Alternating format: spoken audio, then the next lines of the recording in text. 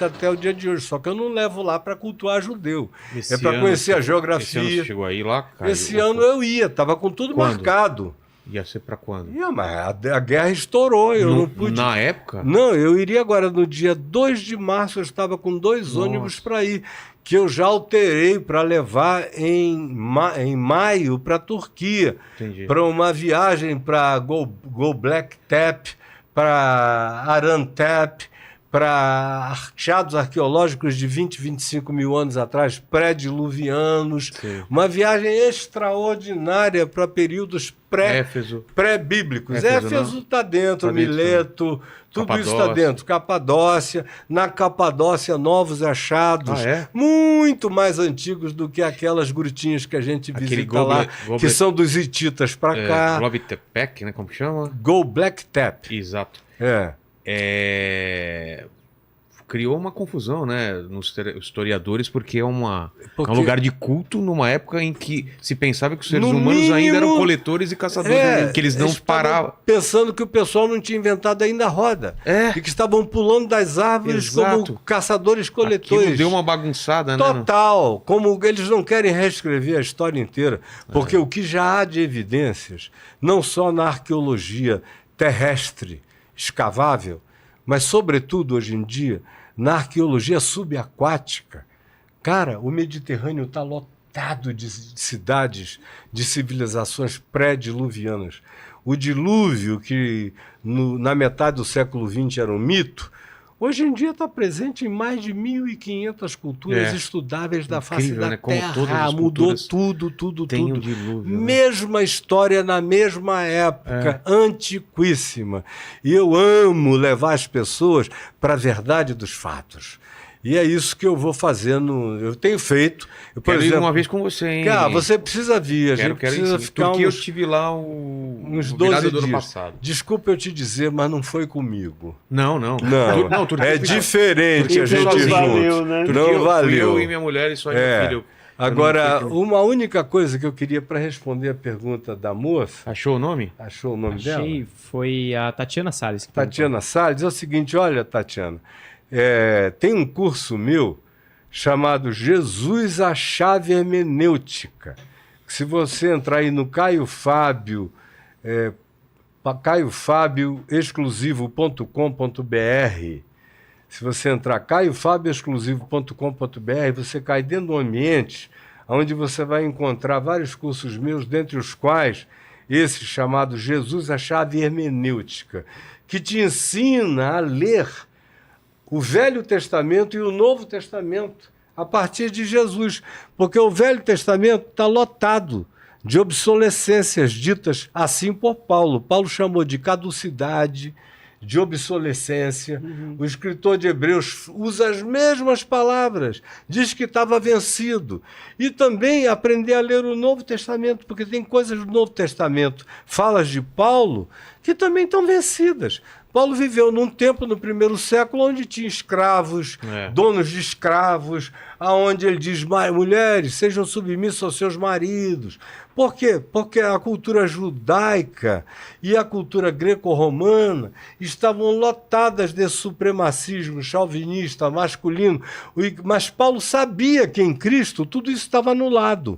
Ele diz em Colossenses, porque em Cristo não há diferença entre homem e mulher, escravo nem liberto, grego, bárbaro, cita, desconstrói isso tudo. O resto é um aplicativo para diminuir as implicações do choque cultural no qual ele estava vivendo, mas ele, pessoalmente, já não cria nisso.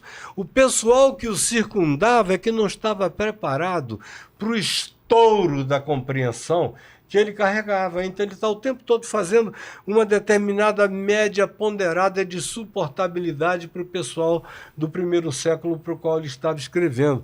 Mas Jesus, a chave hermenêutica, te ajuda a entender para trás, para frente e qualquer coisa, e te tira o medo de ciência. Porque religião não combina com ciência, mas a fé não tem nenhuma incongruência com a ciência.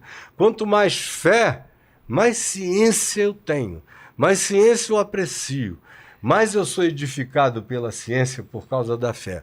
A religião é que tem pavor, tem fobia de ciência. Agora, a verdadeira fé se alimenta de Jesus e se alimenta de toda a verdade, de todo conhecimento, e encontra coadunação e completude no que seja verdadeiramente constatável cientificamente. Quem quiser saber como ir comigo à Turquia no próximo ano, em maio, é só fazer contato com Parpar Underline.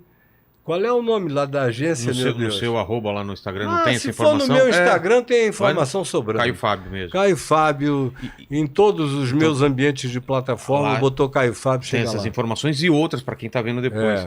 E eu queria perguntar para o Lacerda em relação ao amor. Eu imagino que desde que se fala, se tem algum momento da humanidade que é criado o amor, ou a ideia do amor, ou se é uma coisa que sempre existiu. O ser humano tem o amor, ou isso foi uma coisa que a cultura Depende de que amor a gente está falando, né? Se for esse amor romântico que se criou, aí é uma outra história. Isso é inventado. Mas o amor está presente porque a gente não vive sem. O ser humano precisa disso. Mas é uma característica do ser humano? Um animal, ele é capaz de amar? Dos mamíferos. Também é capaz de amar? Ou é só instinto? Não, nós somos um mamífero como outro qualquer.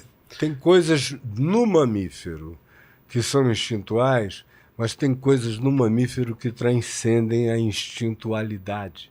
Quando você vê um mamífero pregar um filho de um outro para criar, ou às vezes até um outro de uma outra espécie para cuidar, e obviamente você não pode filosofar e categorizando aquilo nas mesmas categorias do amor lúcido, consciente, do ágape, autossacrificializante e tudo mais, mas é amor. Mas você estava falando que são tipos de amor diferentes, é isso também? Não, então, o que eu quero dizer é que nós precisamos ser amados para vivermos.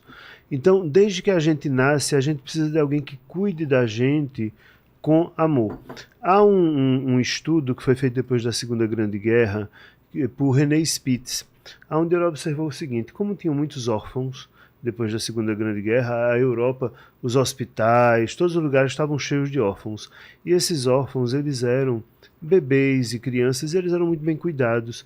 Eles eram alimentados, eles tinham tudo.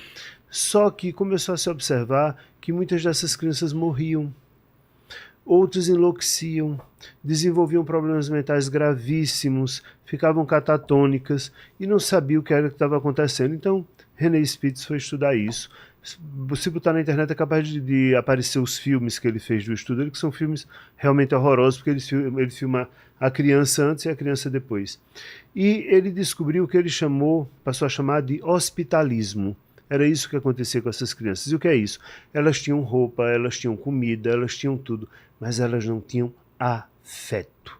Sem alguém que pegue no braço, que dê o cheiro na barriga, que diga cadê o menininho da mamãe, e que brinque, sabe, sem isso a gente morre ou enlouquece.